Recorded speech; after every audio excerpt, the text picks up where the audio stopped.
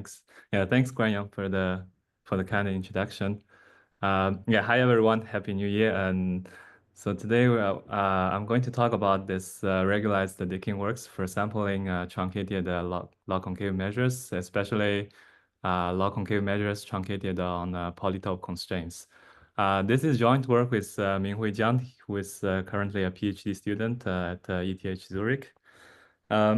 Okay, so I'm going to motivate this problem from the Probit model in statistics. And then I'm going to talk about random works on truncated measures. It's actually a very well-studied problems and many algorithms and many theoretical work. And then I introduce those algorithms, and then I talk about mixing time guarantees for those algorithms. Okay, so let me introduce the Probit model. So Probit model is a statistical model. It's a very simple generalized linear model to model data with binary outcomes. So you have I.I.D data, xi, yi. Xi are the features. They live in a d-dimensional space. And then the yi's are the outcomes. Outcomes are binary. So say you are trying to build a model to predict whether presidential candidate will win the election or not, yi's will be the 0 and 1, and then use those features to predict. And then the Probit model says that you model the Probit of the mean, so the Probit of the expectation of y as a linear combination of the covariates. So the Probit of expectation of y equals to x transpose beta. The Probit function here is just phi inverse. So phi here is the Gaussian CDF function, Gaussian cumulative distribution function. So because you use the binary y, so you can see that you cannot just use the linear model, because the linear model, you do x transpose beta, the outcome will be a real value. And you need a transformation that maps the real value to the binary values. And Probit model is this link function that do this transformation.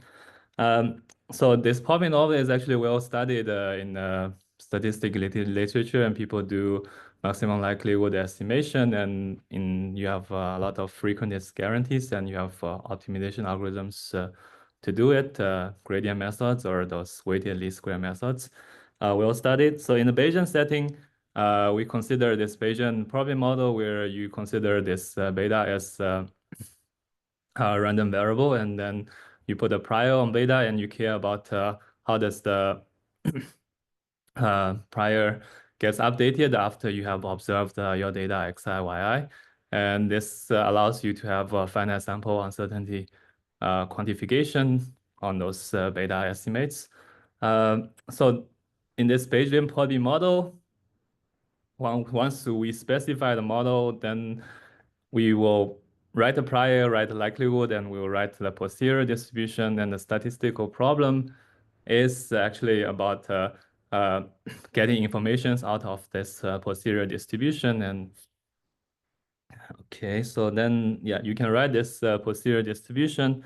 This is our prior, and this is our likelihood, because we assume the data are I.I.D, so then the likelihood is in the product form. And then if the y equals to 1, then it's just the probability is just phi xi transpose beta. Otherwise, it's 1 minus phi. And you can rewrite it using the symmetry of this Gaussian CDF function in this way. So this is our procedure. It looks not very complicated. So it's some Gaussian density times the product of CDFs. Okay. Yeah, by the way, if you have any questions, feel free to interrupt me. So this, so the sampling, so the statistical problem is about computing quantities about this posterior, and then typically, if you're in a high-dimensional setting, you will have to rely on those Markov chain Monte Carlo type of algorithms to sample the posterior and compute things like posterior mean and posterior covariance. How's the sampling of posterior done in the literature? So this goes back to Albert and Schieber 93.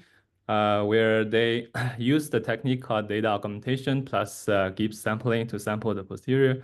If you haven't heard about the word data augmentation, it's like actually I don't think it's a good name, but it's people use it in the sampling literature. It just means that you introduce additional latent variables so that you make the sampling slightly easier. So in this case, because the y variables it's a binary variable, so you transform the xi transpose beta to the binary variable, so it's natural to introduce intermediate latent variable zi that are distributed as normal with mean xi transpose beta, and then the yi equals to 1 if zi larger than 0. So if you draw the graphical model, that will be the beta, and then goes to zi's, and then goes to yi's. The advantage is like you put the zi in the middle so that you can do Gibbs sampling easily. Like, let me explain this. So once you introduce the zi's, then you can write down the joint posterior of beta and z given your data. And then because of this graphical model, you can track that once you condition the y and z, and the beta condition on y and z is just a Gaussian distribution because somehow the di just a normal distributed with xi beta I in the mean and 1. And so zi it puts in the middle and just remove the dependency on y. So then basically condition on zi's, the beta is just Gaussian distributed, and it's very easy to sample from. And then condition on beta, zi's are also easy to sample from. You read from this posterior form and see that it is actually a product distribution. Once you condition on y and beta, the zi's it's a product distribution. So then you just need to sample one-dimensional Gaussians, like one-dimensional truncated Gaussians one by one.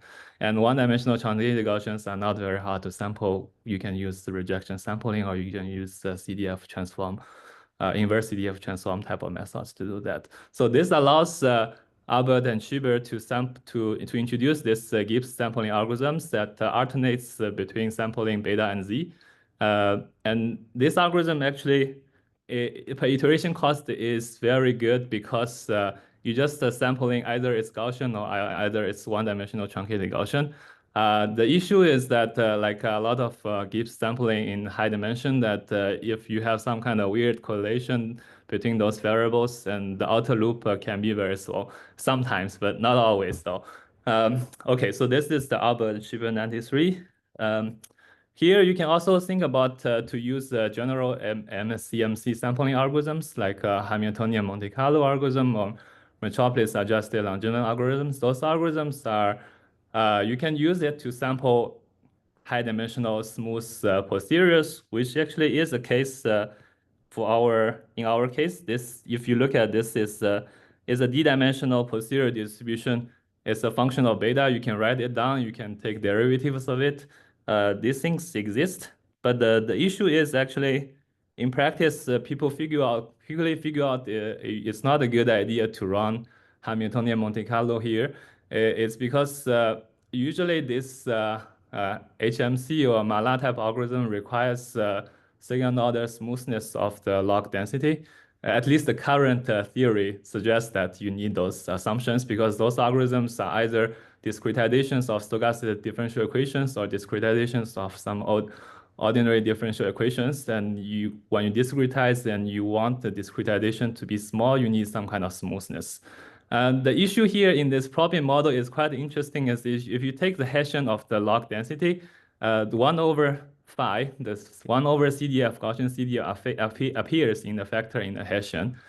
And so if this phi, recall this Gaussian CDF function takes value from 0 to 1. If xi transpose beta is very negative, and then it might be 0, and if positive, it might be 1. So this phi can be very close to 0. And if this phi is very close to 0, you don't have uniform kind of smoothness bound on the Hessian of the log density. And so this is actually a very kind of intuitive explanation of in practice. Actually, it's not a very good idea to directly run Hamiltonian Monte Carlo algorithm on this density. But we'll show some simulation results that people figured it out. Um, so this actually is very particular to the Probit model. If you use logis regression is also a generalized linear model to model binary outcomes, and logis regression actually doesn't have this problem. The Hessian of the log density of logis regression, log posterior of logis regression is actually typically has better bound than the Probit models. So here, just say that this Hamiltonian Monte Carlo is not a good idea in general for this. And people also use variational based type of algorithms, trying to do a mean field approximation of the posterior, or after some kind of transformation, you do the mean field approximation. And this paper, Fasano, Durant, and Zanella, 2022, they actually did one version of variational base after some kind of smart transformations.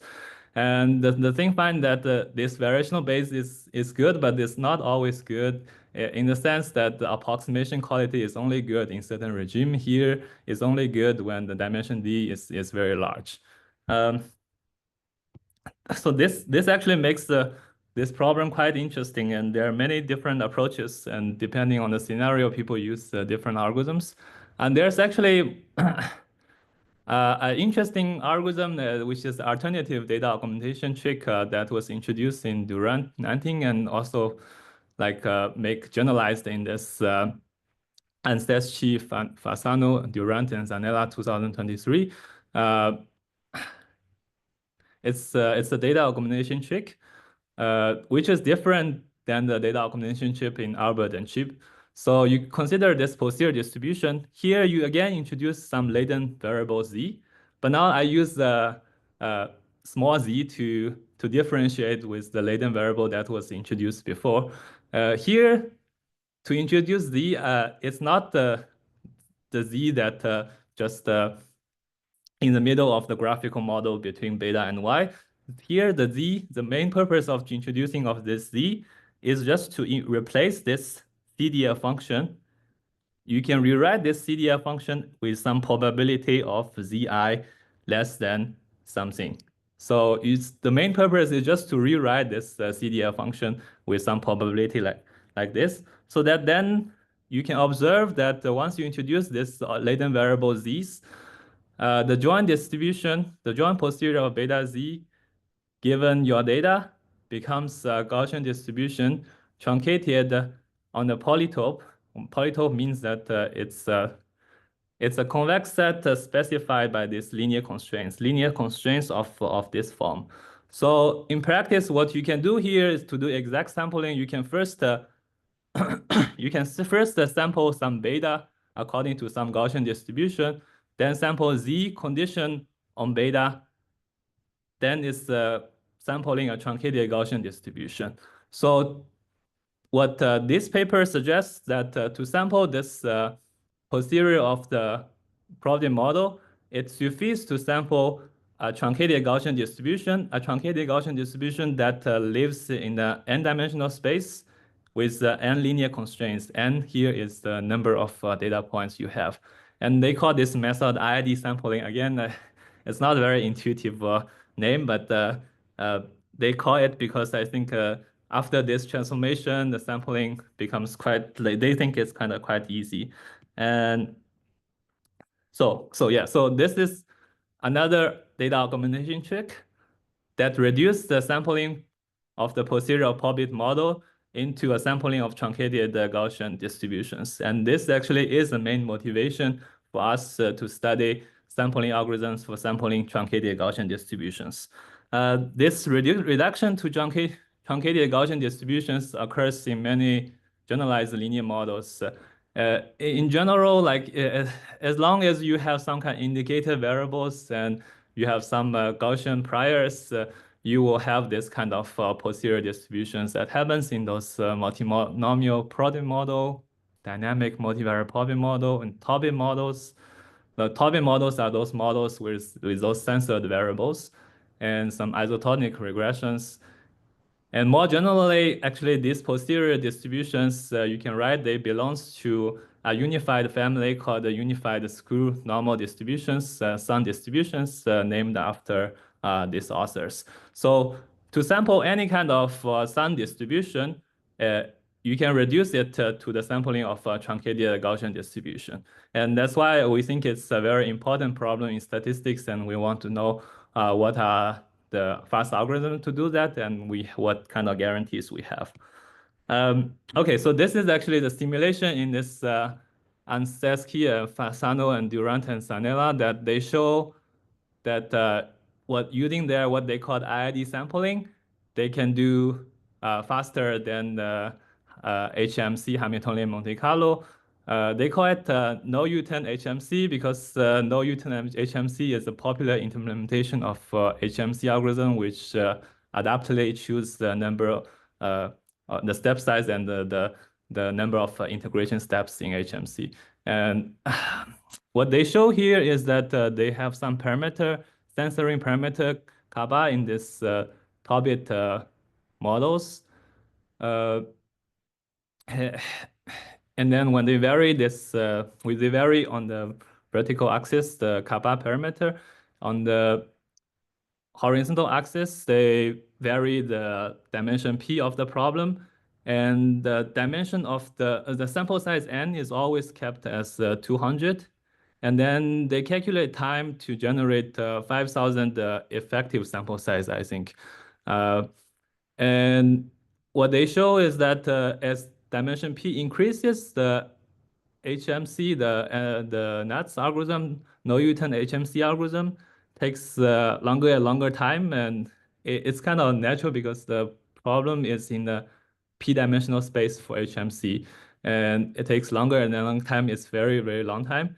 However, if you just consider I.I.D sampling, the problem is only in the n-dimensional space with n linear constraints, and then the mixing time, so the time to generate 5,000 effective samples remains roughly constant, and it's actually much, much smaller than the no U-turn samplers. And here they use the ARC package called the truncated normal to sample those truncated normal distributions. It's actually an interesting implementation in this BOTEF 2016 paper. They have quite a smart algorithm that essentially does Gibbs sampling plus smart accept reject, but I'm not going to talk about details about that algorithms. And even with that, so you can see that it's actually quite fast, at least in the case of n equals to 200. But we will see that in general, as the sample size n increases, you will meet troubles with sampling truncated normal distributions.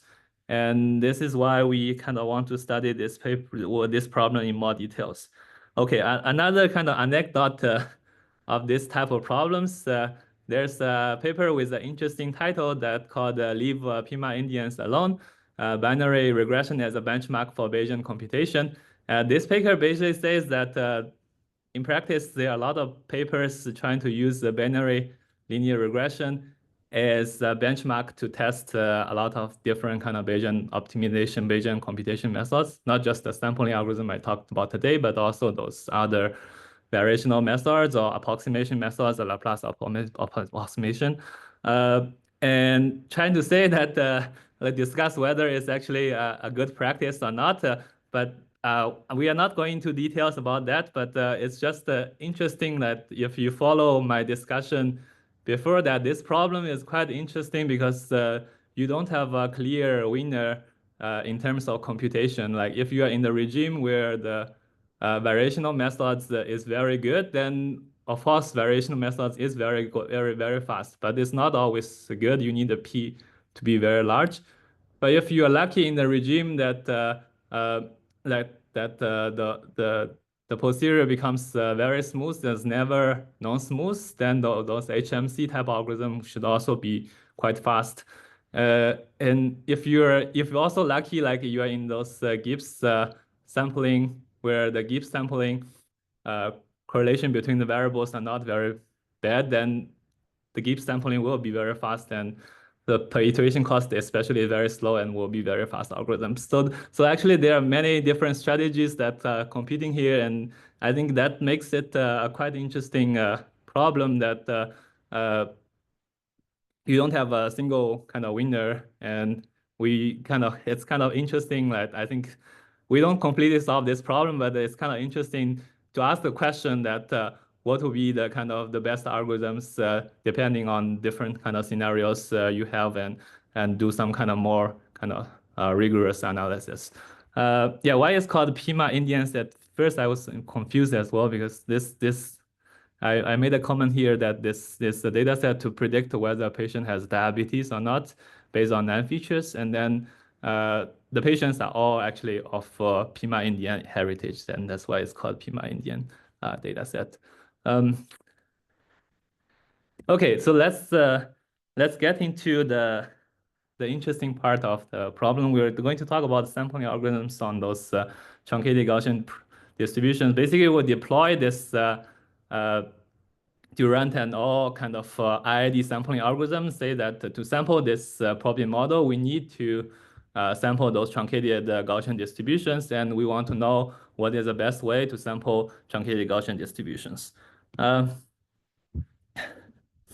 Okay, so let's generalize the problem a little bit.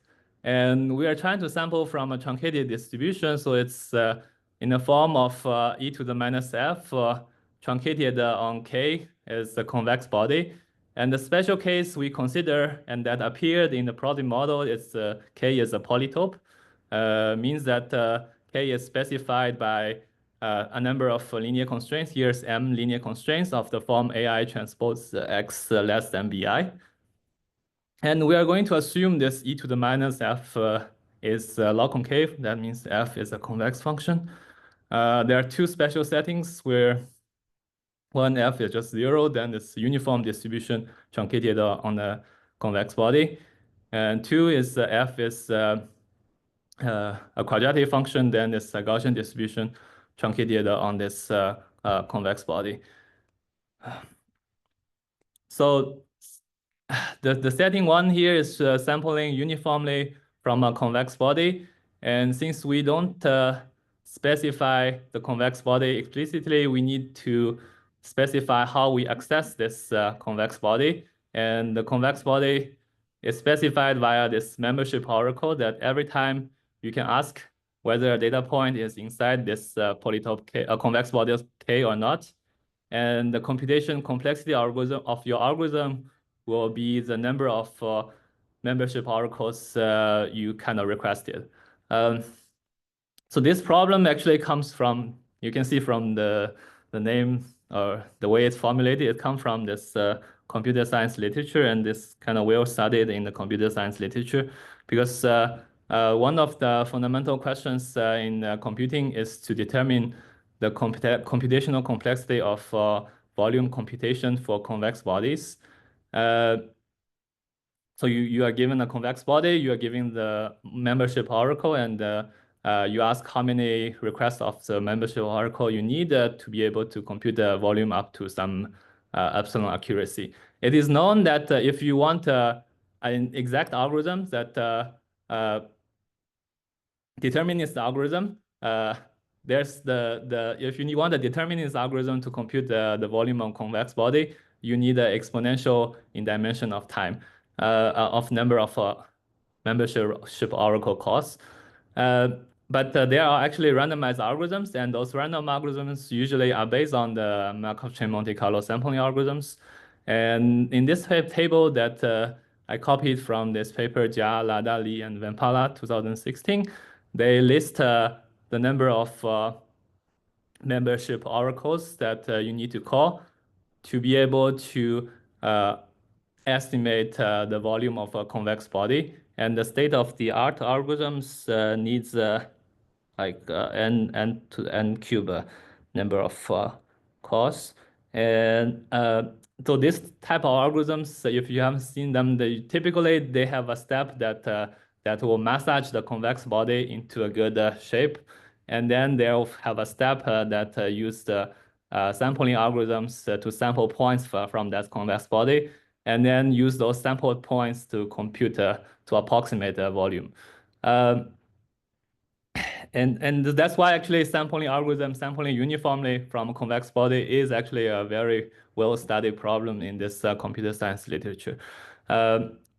There's also a lower bound for computing, for randomized volume algorithms for computing the volume of convex body that is n squared that doesn't quite match the current upper bound. So it's actually open problem whether you can do better. And typically the sampling algorithm step, you will already take a n squared time for this type of problems, at least. So let's talk about, things in a little bit more details that what we care about is the mixing time. So because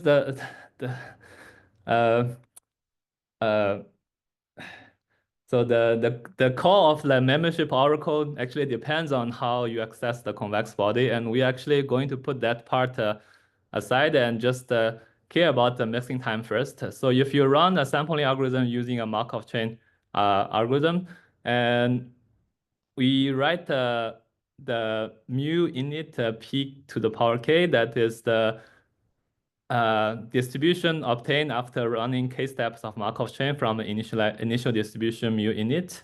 And we ask about the mixing time, that is the number of iterations k you need so that the distribution, the k-step distribution is close to the target distribution up to epsilon TV total variational distance. Okay. Okay, so then people establish this mixing time guarantees for sampling algorithms on this convex body. And there are two kind of famous algorithms. One is ball walk and one is hit and run. I'm not going to talk about them in details, but the ball walk is basically kind of a Markov chain algorithm where each step, your proposal step is a ball around your current point, and you propose a point uniformly randomly in that ball. And the hit and run is basically like a Gibbs sampling algorithm, but it's like random direction Gibbs sampling algorithms.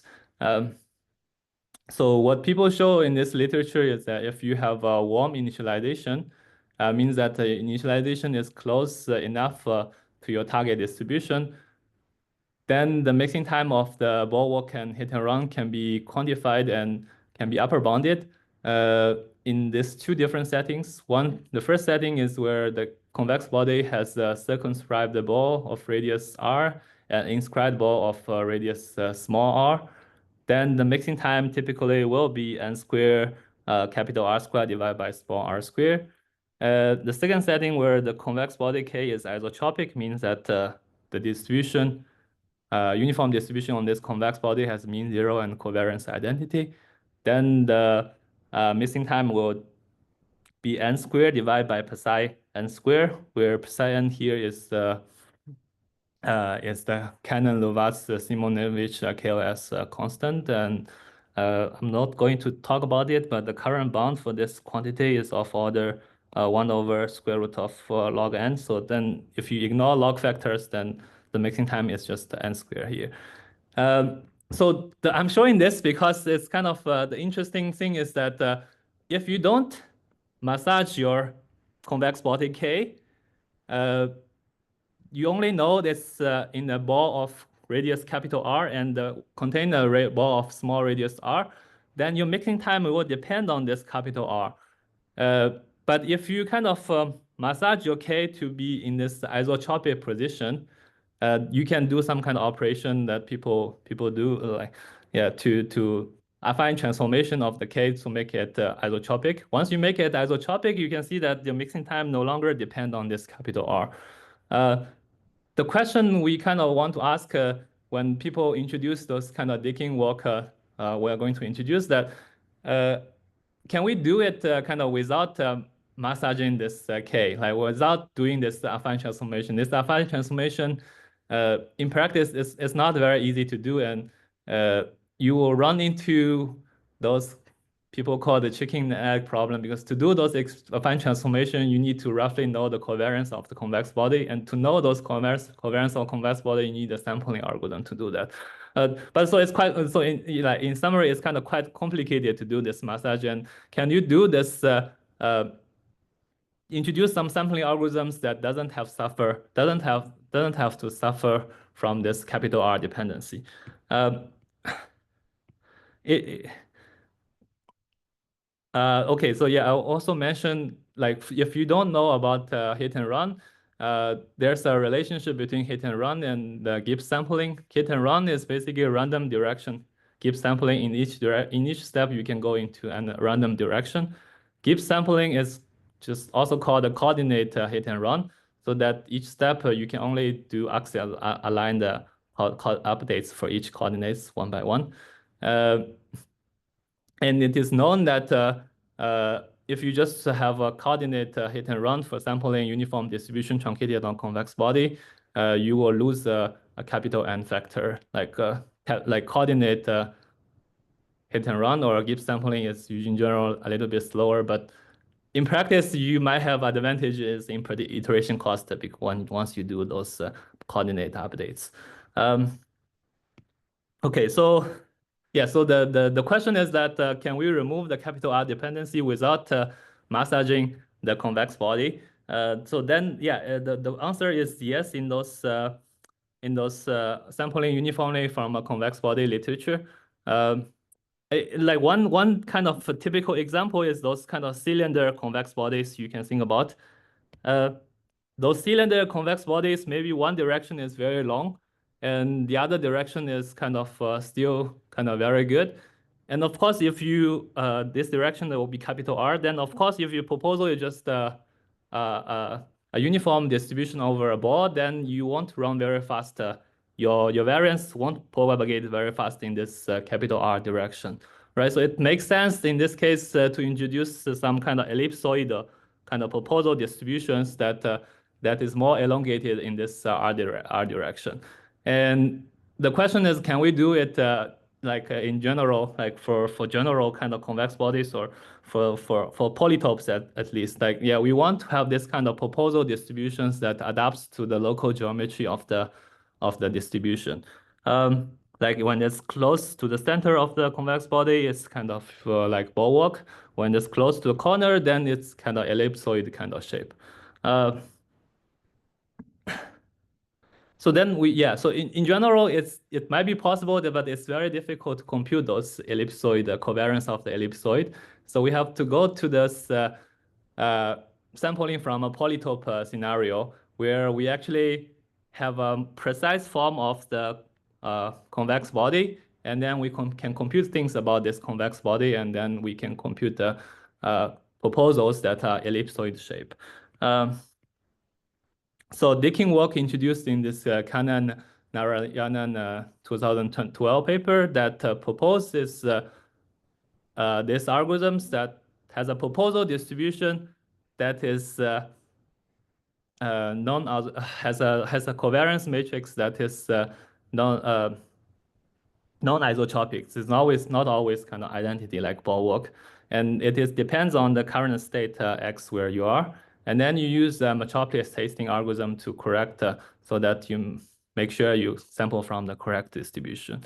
So the interesting thing about these algorithms is how you specify this dx, this covariance matrix of your thing, and then it specifies through this so-called Dikin ellipsoid. So your polytope is specified with M constraints AI transpose X less than BI. And then you introduce this Dikin Hessian.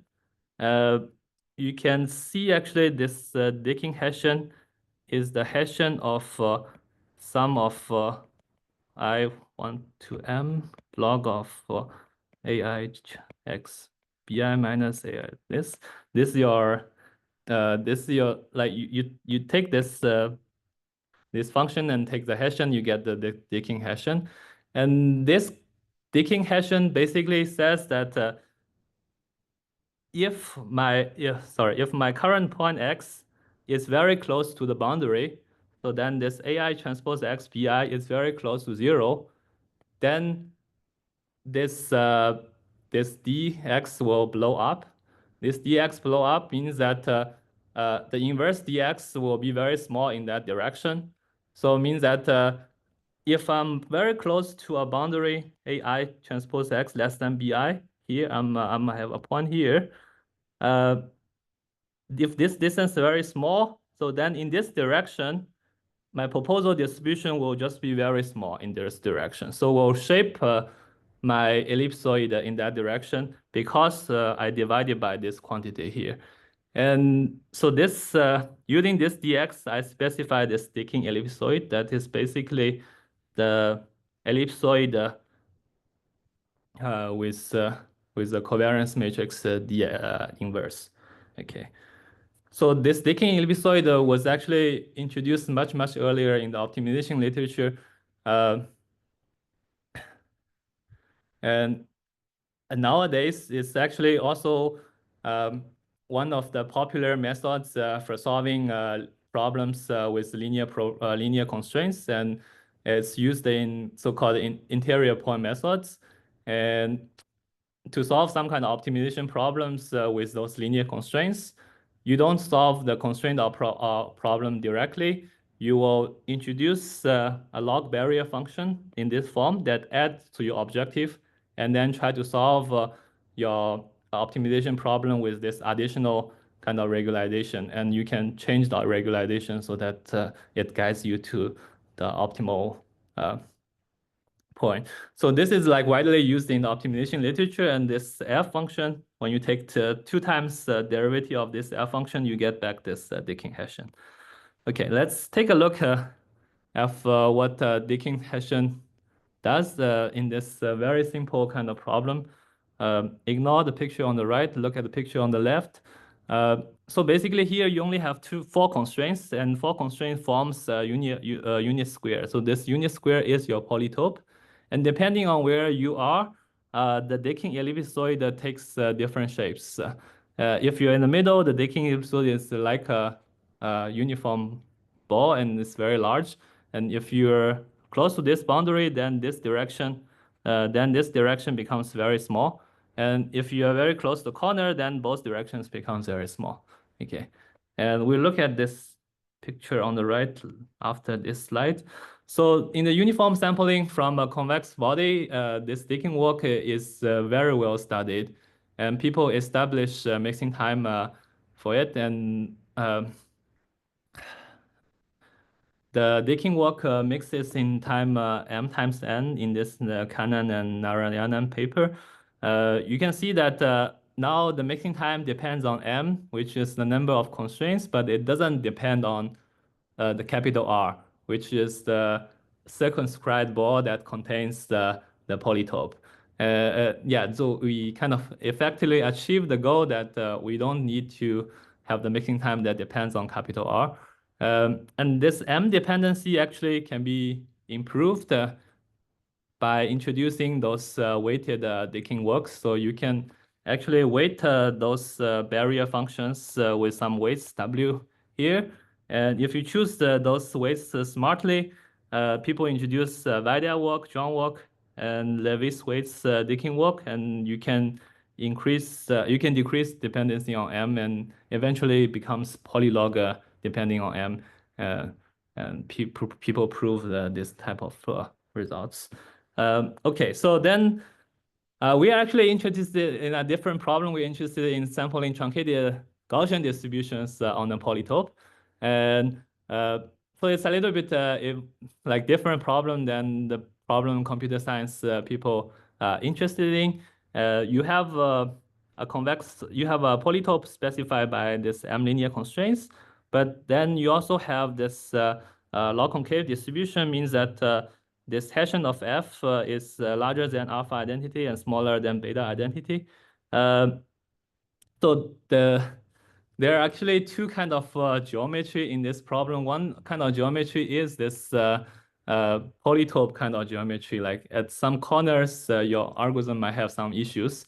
The other kind of geometry is this kind of Logconcave kind of geometry, like the Hessian of f will specify which direction your distribution is elongated, and and you want to probably adapt to that direction, adapt your algorithm to that direction. And then it's kind of natural to say that in this case, I will just modify my Dikin algorithms. Instead of using this dx as the inverse of the covariance matrix in my proposal, I will just introduce dx in this way by adding identity in front of it. So this kind of metric will deal with the polytope kind of geometry problem. Then this kind of metric will deal with the Euclidean metric that is associated with this Logconcave distribution. So this is a kind of natural above, yeah. So the algorithm is now a Gaussian distribution centered at X with a covariance matrix that is inverse of this algorithm is called the soft threshold Dikin walk, introduced in Mangubi and Vishnoi 2022.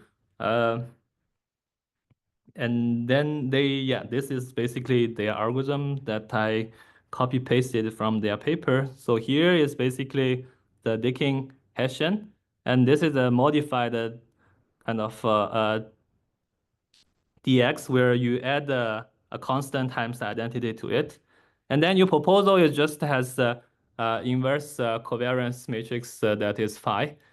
And then you just do the usual kind of Gaussian proposal and accept a reject step on top of it.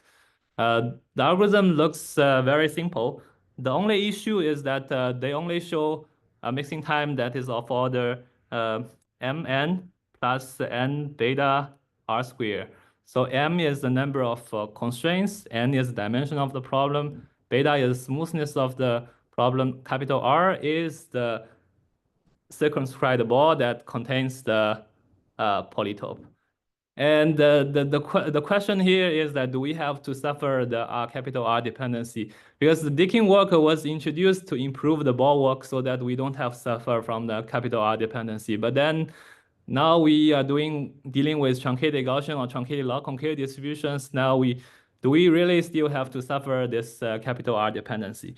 It turns out that we don't have to. It's actually not an algorithm problem. It's mostly proof technique kind of problems. And in this paper with Minghui Jiang, and we did the analysis. We improved the analysis, and we showed that for sampling Logconcave distributions, that if it's strongly Logconcave, then the mixing time will be beta over alpha times n plus the mn kind of factor you have to suffer anyway for uniform sampling from a convex body. If you just sampling truncated Gaussian distributions without loss of generality, you can always do a affine transformation so that beta alpha equals to 1. So then actually we show that the mixing time is just mn, or actually beta alpha can be yeah. Yeah, and to do it later. But yeah, so we show that it's just the mn. And let's comment on why this is actually not good idea to have the capital R dependency in the mixing time. So the first thing I talk about is Dikin walk was introduced to reduce the capital R dependency from the ball walk for uniform sampling on the convex body. And we hope this kind of also to hold for truncated Logconcave sampling or truncated Gaussian sampling. Second point is that you can actually introduce a sequence of truncated Gaussian distributions with increasing covariance so that it approaches the uniform distribution. And if you do this thing, and if your bond is tight, you should expect you get back the mn dependency for this Dikin work for sampling uniform distribution. And you can see that if you just use the Mangubi and Vishnoi bond, you won't be able to get the correct mn bond, but you will be able to get it. And the other case is that for truncated uniform distribution, m is always larger than n. But for truncated Gaussian distribution, the m can take very small numbers. You can just take one constraint or two constraints, and it's if you are Gaussian distribution truncated, the distribution is always very well defined. And so in this case, if M is very small, we should also expect to get back the performance of Metropolis random walk for sampling log-concave distributions, which has mixing time that is kappa n, like beta over alpha times n. And you can see that, yeah, the Mangubi and Vishnoi paper will not be able to get the correct mixing time in this case when M is equals to 0. But our kind of paper will be able to do that. So we also show some additional results in our paper. I will briefly go through them. We actually also show sampling truncated weak log-concave distributions. Weakly log-concave distribution means that my distribution is still in the indicator of k e to the minus f. Then the Hessian of f is larger than 0 and but less than beta. We don't assume this alpha anymore. But we need to assume that this distribution has finite covariance matrix sigma, and then the mixing time becomes mn plus lambda 1 times beta times n. Lambda 1 is the largest eigenvalue of my covariance matrix. This actually also recovers the strongly log-concave case, because the strongly log-concave case, then the covariance matrix will be less than 1 over alpha. Then we also discuss those weighted Dikin work, like Levy's weighted Dikin work, because in the previous uniform sampling on the truncated on the polytope, people show that when you use weighted Dikin work, you can improve the M dependency, number of constraint dependency. We do the same kind of improvements, and the proofs are kind of similar, but they're kind of tedious in this setting. Another thing we show is we can also do beyond the worst case analysis. So intuitively, if my Gaussian distribution or if my log-concave distribution is very concentrated well inside the polytope, then I'm actually in the case of sampling from a polytope, for sampling from a log-concave distribution rather than a sampling from a polytope problem. So then the mixing time should not really depend on the number of constraints. You should just go back to the mixing time for sampling log-concave distributions, which is of order kappa times n. And what we show is that the mixing time is just kappa times n times the number of constraints that the high probability mass of the distribution intersects. This is one kind of picture that illustrates this. So if your distribution is well concentrated at x star, basically you can truncate your distribution, and the algorithm doesn't really care about the low probability mass part. These are basically low probability mass part of your distribution. And you are basically sampling a truncated distribution with this two constraints that is highlighted in red. So instead of like 6 constraints here, you actually really dealing with 2 constraints. So the mixing time should be able to take care of that, and should be able to say that in this case, the mixing time is not depending on M, but rather the number of constraints it intersects here is just the 2 constraints. So we'll be able to do that. And we also introduce a way to do feasible initialization, because the current technique we use are based on those conductance methods, and then usually you require a warm initialization. And we introduced the algorithm to provide a feasible initialization that loses at most dimension n factor in the mixing time. The initialization looks a little bit like this. So you have some truncated Gaussian distribution. So if the mode is in the center of the convex body, you can just draw a ball around that mode, then you're fine. But typically, like oftentimes the mode is actually at the corner of your convex body here. If the mode is on the corner of the convex body, we have to assume that the convex body contains the ball of like inscribed ball of radius r tilde. And then you will draw this cone from this inscribed ball and this mode. Like all this cone will be contained in the convex body. And then you use the smoothness of your log-concave distribution. You can draw a small ball close to the mode so that you can use the smoothness property. But also like within this cone so that this ball is always inside this convex body. And we prove this is actually a warm initialization that costs you at most a dimension factor in the mixing time. And there's some kind of novelty in our proof technique that allows us to avoid the capital R dependency in the Mangubi and Vishnoi paper. And one highlight I'm going to talk about this is this mixed isoperimetric inequality. So we use those so-called conductance-based proof techniques, and typically you will have to use some property of the geometry of the problem. And the property is called isoperimetric inequality, basically saying whether your distribution has some kind of bottleneck or not. So if this is like your distribution and you partition it into 3 parts, S3, S1, and S2, you ask whether this S3, the volume of X3 can be always lower bounded by the volume of S1, S2 times the distance between S1, S2. This is actually the case when you assume a strong log concavity, or when you assume that your distribution has a bounded covariance and weakly log concave.